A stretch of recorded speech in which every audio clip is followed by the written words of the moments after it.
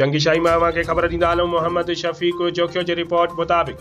ठठे मां PP जे चूंडियल MPA पारां ठठे जे कोहिस्तानी पट्टी में मक़ामी माण्हुनि जूं ज़मीन हेराफेरी करे कूड़नि खातनि ज़रिए नीलाम करण जो इंकशाफ करे मक़ामी कोहिस्तान वासियुनि सां इंसाफ़ करण जी घुर करे छॾी आहे। उन सिलसिले में ठठे मां चूंडियल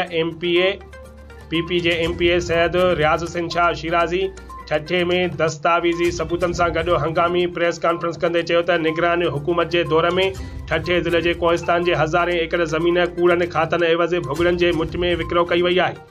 जंहिंजो सिंध जे वॾे वज़ीर सैयद मुराद अली शाह खे फ़ौरन नोटिस वठी इंक्वायरी कमेटी जोड़े कूड़ा खाता रद्द कराए मक़ामी माण्हुनि में फैलियल बेचैनी ख़त्म कराई वञे। PP MPA सैयद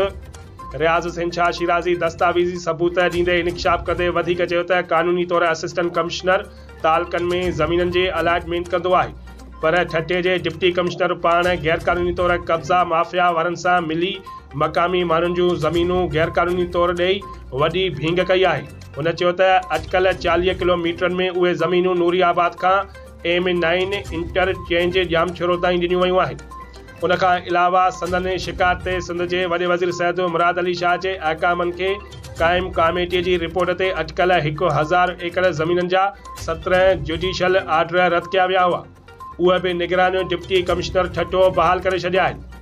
जंहिं करे हाणे उते कब्ज़ा माफ़िया बाउंड्री वाल ॼाणे मक़ामी माण्हुनि खे लॾाइण जूं कोशिशूं करे रही आहे। हुन सिंध जे वॾे वज़ीर सैयद मुराद अली शाह खां मुतालबो कयो त फौरी तौर कब्ज़ा माफ़िया जा कब्ज़ा बिल्डोज़ करे कूड़ा खाता रद्द करे मुलविस अमलदारनि ते सख़्त क़दम खणी सिंध असेंबली में पास कयल ठहराउ जी रोशनीअ में ज़िले जे 800 ॻोठनि खे फ़ौरन रेगुलर करण जा अहकामात जारी कया वञनि।